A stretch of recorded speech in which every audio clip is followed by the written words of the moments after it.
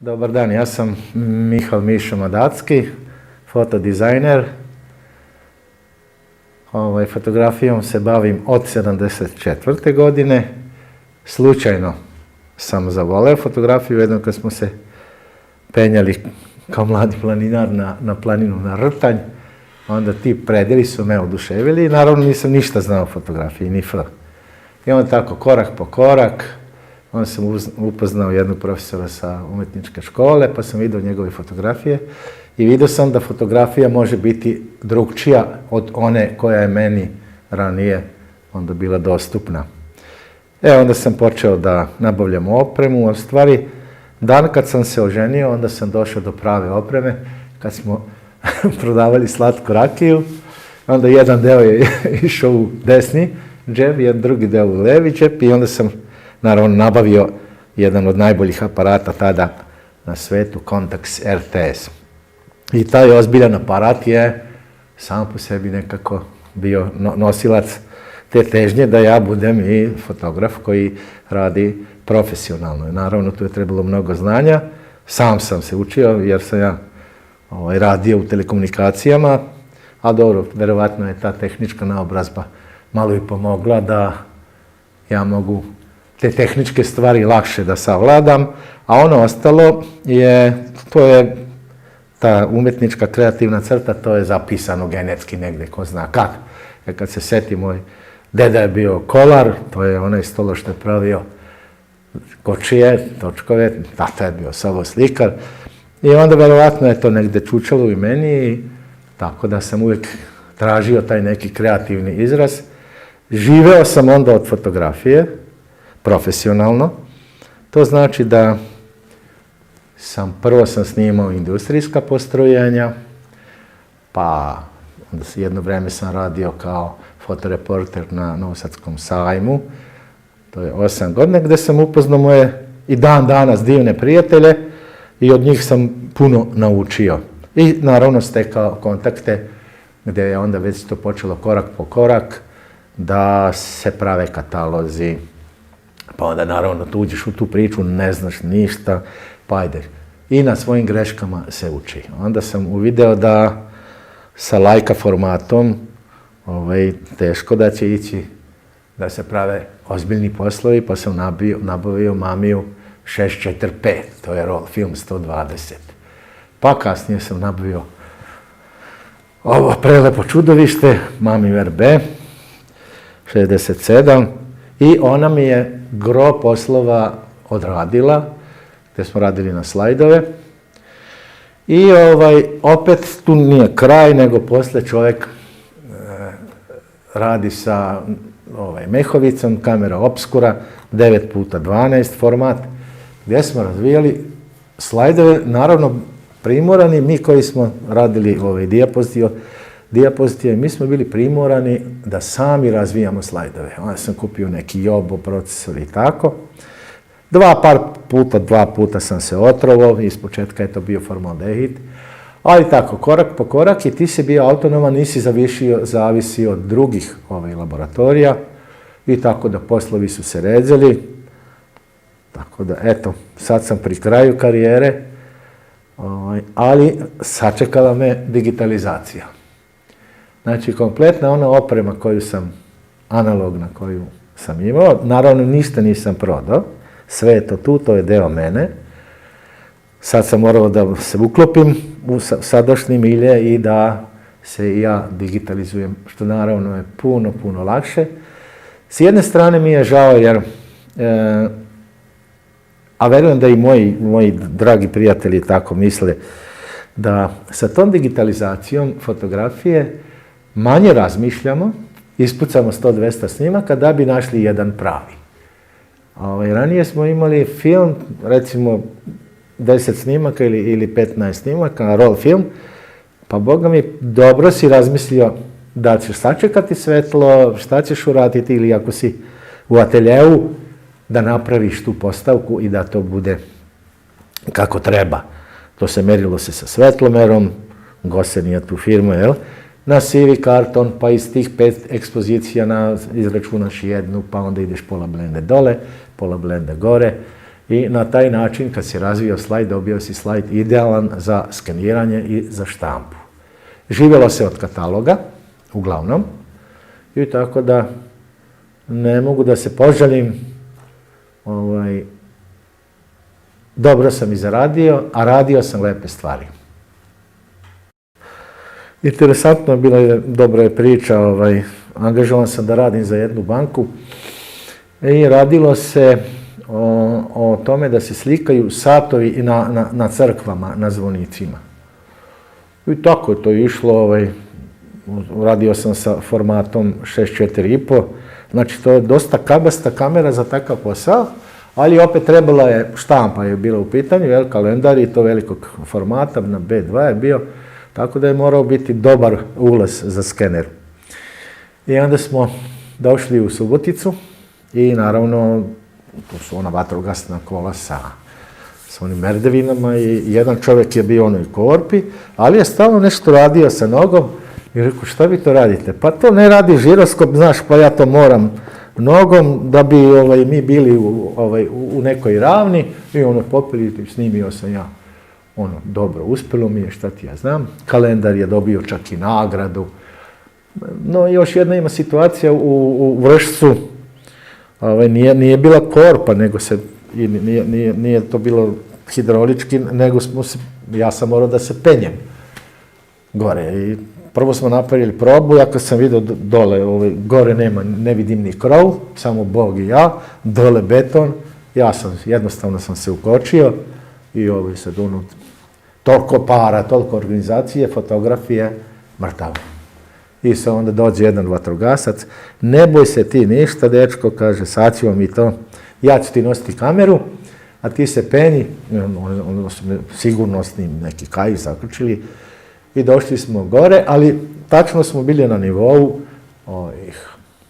jela, tako da sam ja to imao utisak da sam ja tu blizu dole, a on me samo držao i od 15 snimaka, ti si gore, znači radiš sa teleobjektivom, od 15 snimaka jedan je bio oštar, jer vidiš sat, ne vidiš ga, jer svaki moj milimetarski pomera je, tamo je 1,2 m. Tako da smo i to uspjeli. Sad, nastavak priče, trebalo je snimiti fabriku u Staroj Moravici, isto od gore, nešto su neki Nemac je bio zainteresovan, pa je tražio te fotke. Odem ja gore i sad vidim to je taj isti kamion, vatrogasni, s kojim sam ja bio u Subotici. A pitam ja onog vozača, da li je to popravljena ta korpa, to je prošlo godinu dana. On kad gleda u mene kaže, nema, ja ne znam mađarski, on ne zna srpski. Šta da radimo i ništa, ajde idi još jedan sa mnom direktor tamo pored firme i mi ko pravi u toj korpi i odjednom korpa počinje da se naginje. I došli smo do nekih 10-12 metara iznad zemlje i odjednom ti sad šta, meni se kamera okrenula ovako, tu me davila, a ja sam se držao i sa rukama i sa nogama i sa noktima za tu korpu, ali mi ovako, mi smo vodoravno. I onda ta svetina, što je naravno svugde interesantno da se vidi šta se radi, onda je počela da viče i ovaj se probudio pa nas je vratio nazad, onaj vozač, manipulator s našim životima. Ja? Još je bilo interesantno, u nekoj kasarni gde su bili specijalci, treba da se snima vazdušni desant, pa ne znam, sve specijalci kako se ispuštaju na užadima, a ja sam trebao da se popnem na krov od neke sportske hale i oni su merdevine stavili na prvi podest i oni su se, ovi specijalci, sve ovaki, oni su se na njima poznat način, oni su se popili gore. I sad, ja se sa kamerom popnem na taj prvi podest, a šta ću ja dalje? I gleda jedan dole, onako me ošacuje, pa mogo bi ti. Ma kako, rekao, ne, daj prvo tašnu, oni to izvuku na nekom kanapu, i onda meni, kaže, ništa, to se odupreš nogama, kaže, dupe zabaciš tu pozadi, ja sam došao do pola, a onda me jedan malo sišu, capio me i ovako me prebacio kao žabu, skroz mi odirao ruke, i onda sam snimio Njima je to bilo onako čudno što ja to nisam mogu da uradim. Ali oni su bili nabildovani pravi. Tako da bilo je tih jako interesantnih stvari. Znači, fotografija je meni prvo donela puno lepih poznanstava, druženja. Puno toga sam naučio. Svaki fotograf koji drži do sebe, ako snima neke proizvode, on se prvo edukuje šta on to snima. Nije svejedno iz kog ugla se snimi, tako da, pa od cipela preko oružja do industrijskih proizvoda, mašina i tako dalje i tako dalje. Interesantno je u tom profesionalnom, govorim to iz konteksta da radiš nešto da bi zaradio, a taj neko mora da kupi taj proizvod ili ambalažu ili u katalogu ili bilo kako, sada u zadnje vreme na internet prezentacijama, snimanje hrane. To je, može snimiti ovako što je na stolu, može da ti to neko namesti, ali svetlo nam govori kakva je hrana. Treba znati postaviti svetlo, treba se poigrati sa tim svetlom. Hrana koja se snima uglavnom nije jestiva, jer mažemo hranu sa raznim otrovima da zadrži svoju boju. Neki put se umjesto šlaga koristi se pena za brijanje, naravno znamo koja firma pravi dobru penu za brijanje i tako dalje i tako dalje. Ali je isto jako interesantno, uglavnom se puno vremena izgubi u tom cinculiranju, svaki deo kako da se on stavi. Preseg je bitan, recimo ako radite salame, onda smo uvijek, bar ja kod mene u ateljevu, tu je uvijek bio i tehnolog, to se znalo. Taj preseg je dobar, nije dobar, uvijek sam imao oštre noževe, znači mora taj proizvod da izgleda vrhunski. Sa pojavom Photoshopa,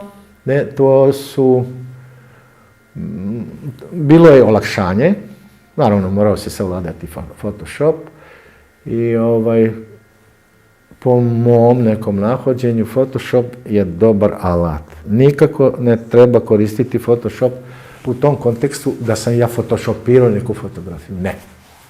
Photoshop služi samo da opraviš neke stvari koje nisi mogao tokom snimanja i to je jako bitno. I ako se ne vidi da si ti koristio Photoshop, svaki poznavalac fotografije u sadašnje vreme, digitalne, on će znati da je nešto rađeno. Ali ako se vidi što kaže na prvi pogled i ako se koriste neki filteri koji su svima znani u tom momentu, bar meni nekako mi to odmah sve pada u neki mrak.